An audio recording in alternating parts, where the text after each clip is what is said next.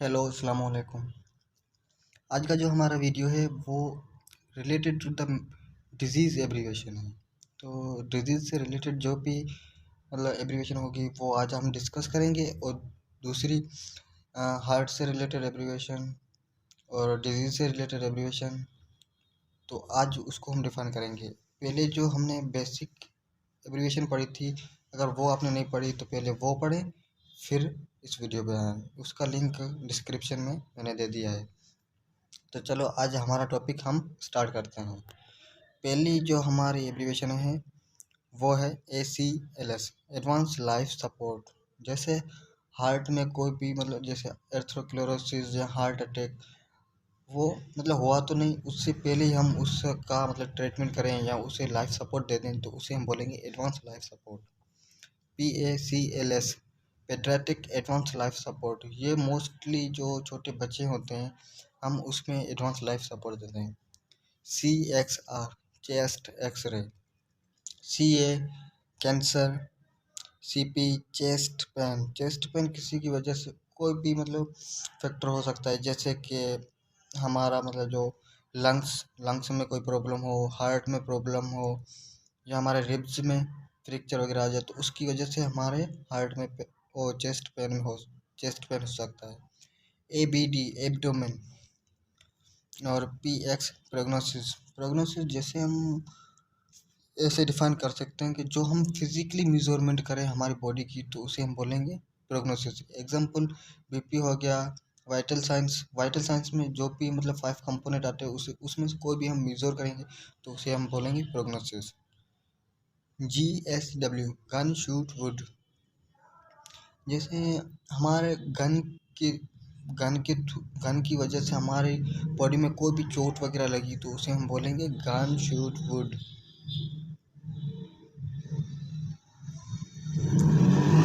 दूसरा है MVA, motor vehicle accident.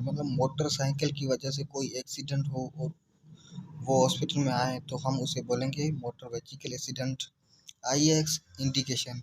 IX उस जगह पे हम यूज़ करते हैं जैसे कि कोई इन्फेक्शन ज़ाहिर हो रहा है स्लो स्लो, तो इसकी वजह से ये हो सकता है। फॉर एग्जाम्पल कोई भी पायरोजन जैसे प्लाज्मोडियम वगैरह हमारी बॉडी को इंजेक्ट वो जो पायरोजन इंजेक्ट करता है हमारी बॉडी में, तो उसकी वजह से हमें टाइफाइड टाइफाइड होता है या प्लाज्मोडियम होता है।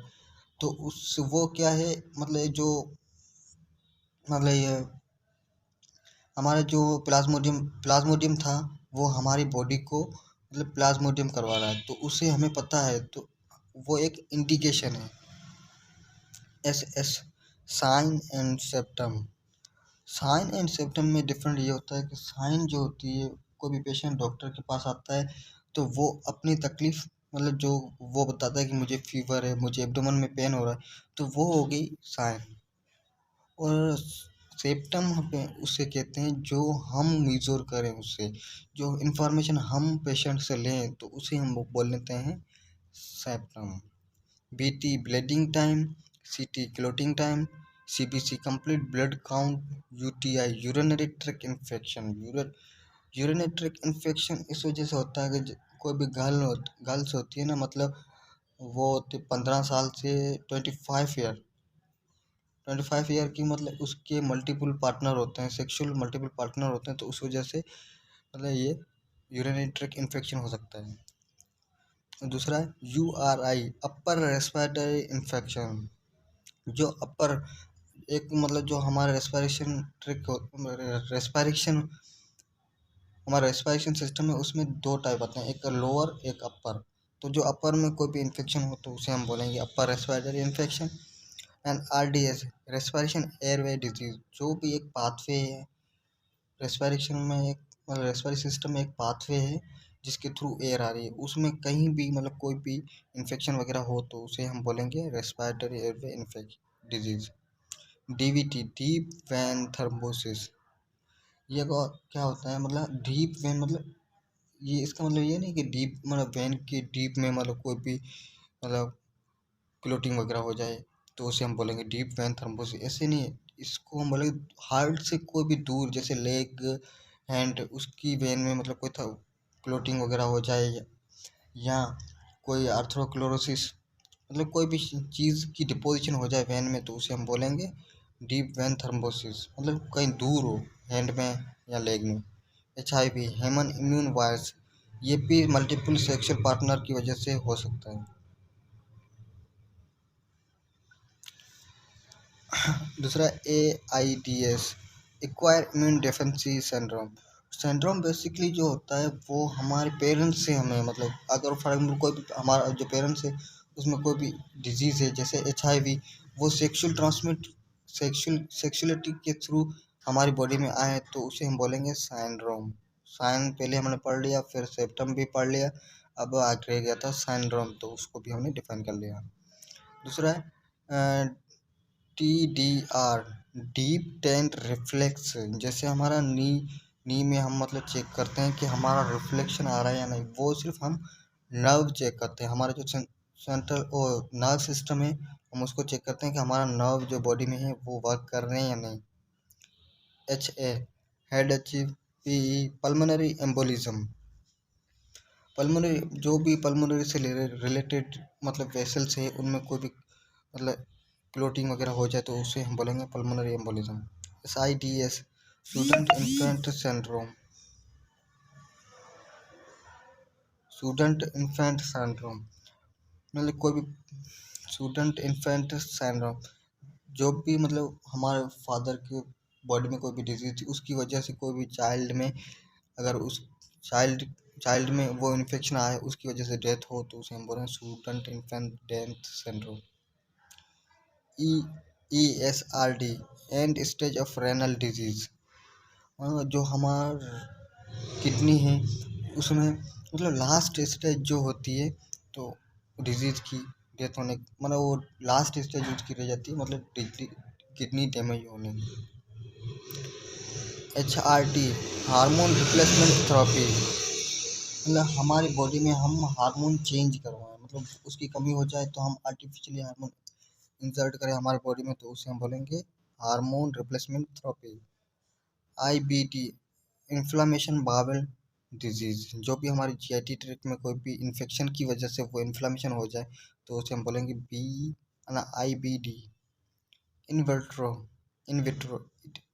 इन द लेबोरेटरी, मतलब इन विट्रो एक टेक्निक है जिसके थ्रू हम आर्टिफिशियली हमारे बॉडी मतलब फीमेल की बॉडी में हम मतलब डेवलपमेंट करवाते हैं किसकी, चाइल्ड की। इसमें क्या होता है, एक मेल का स्पर्म हम लेते हैं और फीमेल का ओवम लेते हैं, फिर उसको आर्टिफिशियली हम एक जाइगोट बनाते हैं, जाइगोट बना के हम कुछ दिन लेबोरेटरी में रखते हैं, फिर उसको इंजेक्ट कर देते हैं फीमेल की वजाइना में, फिर वो कुछ ही दिनों में मतलब वो डेवलप होना स्टार्ट हो जाता है, तो उसे हम बोलेंगे in vitro. PT, physical therapy. PUD, peptic ulcer disease, ये क्या होता है, हमारी जो स्टोमक होती है स्टोमक की लाइन में कुछ मतलब इन्फेक्शन वगैरह हो जाता है तो उसे हम बोलेंगे peptic ulcer disease. PFT, pulmonary function test, हमारे जो मतलब लंग्स है उसके हम टेस्ट करवाते हैं कि नॉर्मल है या नहीं। PCA, patient care association. PD, pro progressive disease, मतलब डिजीज बढ़ रही है कम नहीं हो रही है तो उसे हम बोलेंगे ये। ANED, live no evidence of disease, कोई भी मतलब इंसान मतलब जी रहा है या चल रहा है तो उसके पास कोई एविडेंस नहीं है कि वो सुबह तक रह सकता है। GORD, gastro oesophagus reflex disease, ये क्या होता है, बेसिकली हम जो खाना खाते हैं वो स्टोमक में जाता है, स्टोमक में अगर कोई भी हम ऐसा खाना खा ले जिसमें मतलब पॉइजी फूड हो तो उसकी वजह से क्या होता है, हमें मतलब वो रिफ्लेक्ट होता है हमारे मतलब स्टोमक से, मुंह से, मतलब जैसे हम वोमिटिंग कह सकते हैं, वोमिटिंग होती है तो वो मतलब हमारा जो स्टोमक के ऊपर एक वाल होता है कार्डिक वाल, उसकी वजह से अगर वो फेल हो जाए उसकी वजह से भी हो सकता है, अगर पॉइजन हम फूड खाएंगे तो उसकी वजह से भी हो सकता है। दूसरा NSR, normal sinus rhythm of the heart, heart जो है मतलब वो नॉर्मल फंक्शन कर रहा है। दूसरा है EC, eye contact, F Fahrenheit, FHR fetal heart rate, जो मतलब चाइल्ड फीमेल की मतलब एब्डोमेन में वो उसका हार्ट रेट अगर नॉर्मल है तो उसे हम बोलेंगे FHR। FAM फीटल मोमेंट, मतलब जो वुमेन बोलती है ना कि मतलब 8 मंथ में वो उसकी जो मतलब पाँव लग रहे हैं हमारे मतलब एब्डोमेन में, तो उससे बोलेंगे मतलब उसकी कोई भी चाइल्ड हो फीटस कंडीशन में उसकी मूवमेंट हो तो उसे हम बोलेंगे foetal movement. EGC early gastric cancer,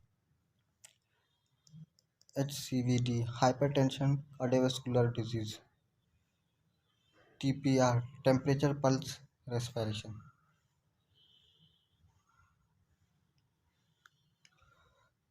laboratory PT physical therapy, PUT peptide ulcer disease, PF pulmonary function test, PC8 patient care association, PD progressive disease, DAT diet a tolerant, ANET alive no evidence.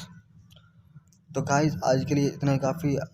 जो भी हमारी बाकी जो abbreviation रह गई है वो हम नेक्स्ट स्लाइड में मतलब डिफाइन करेंगे। आज के लिए इतना ही काफ़ी। Thank you.